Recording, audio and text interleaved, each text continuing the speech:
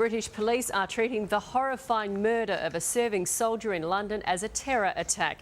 The man was hacked to death outside the Army barracks in Woolwich in London's south. Let's get the latest from UK correspondent Martin Frizzell. Martin, a lot of people emailing in about this. What makes this murder an act of terror?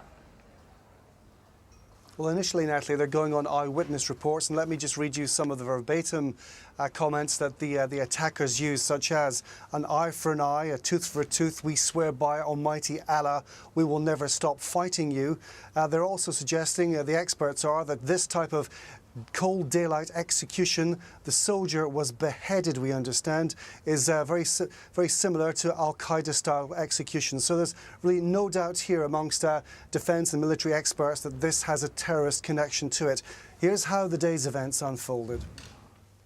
In a South London street, a man with bloodied hands, still carrying a knife and machete, approaches a camera and tries to justify what has just happened. I apologise that women had to witness this today, but in our land, our women have to see the same.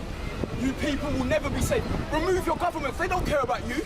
He walks back up the road, back towards the victim of this attack, who lies prone in the street. A young man believed to be an off-duty soldier. The man with blood on his hands then talks to another man. There are also heated conversations with passers-by, people who have witnessed appalling violence, some of whom tried to stop it. But there was more violence to come. These pictures were taken shortly after the police opened fire on the two apparent attackers, who, according to witnesses, made as if they were going to attack the police officers. Get back! Get back! Move back! Move back!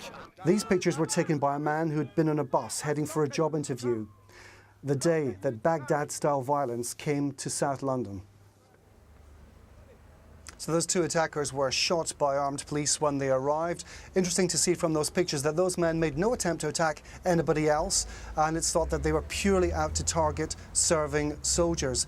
They're both in hospital, separate hospitals tonight, under armed guard. The Prime Minister, David Cameron, cutting short a trip to Europe. He's flying back to take control. And worryingly, Natalie, tonight, groups of men in balaclavas going around parts of London shouting, "England, England." OK, Martin Frizzell, we thank you for the update live from London there. Officials in Oklahoma City say they've pulled all survivors and bodies from the rubble of Monday's deadly tornado. The focus has now turned to the massive clean-up job. 7 News US Bureau Chief Mike Amor is in more. Mike, what kind of damage, Bill, is Oklahoma looking at?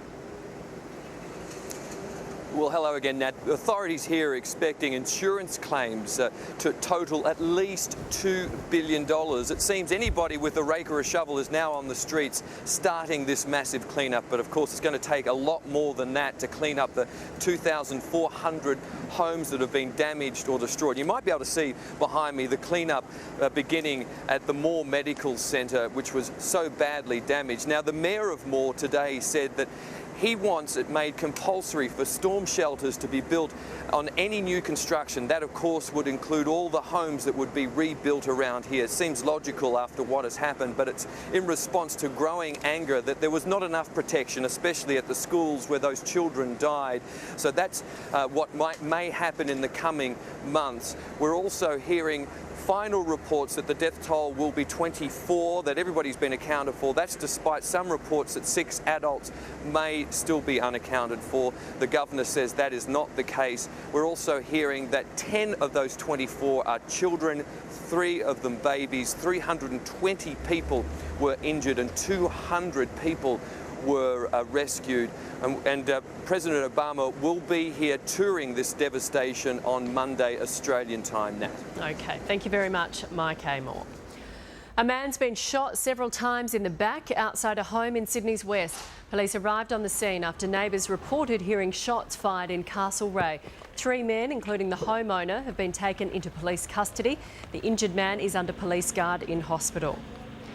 Australia's biggest corporate bookmaker has launched a withering attack on rival Tom Waterhouse. Sportingbet Chief Executive Michael Sullivan has accused Waterhouse of acting irresponsibly, saying his continued presence on Channel 9's NRL broadcasts is doing damage to the industry. Sullivan says he backs a plan to ban all live odds during sports broadcasts. The Duchess of Cambridge has brightened up Buckingham Palace, stepping out in canary yellow at a garden party in London. The mother-to-be joined the Queen for Her Majesty's annual tea party. Prince Charles and the Duchess of Cornwall also greeted guests. 8,000 members of the public are invited to the palace event every year, just a small gathering, which is considered a highlight of the summer social calendar.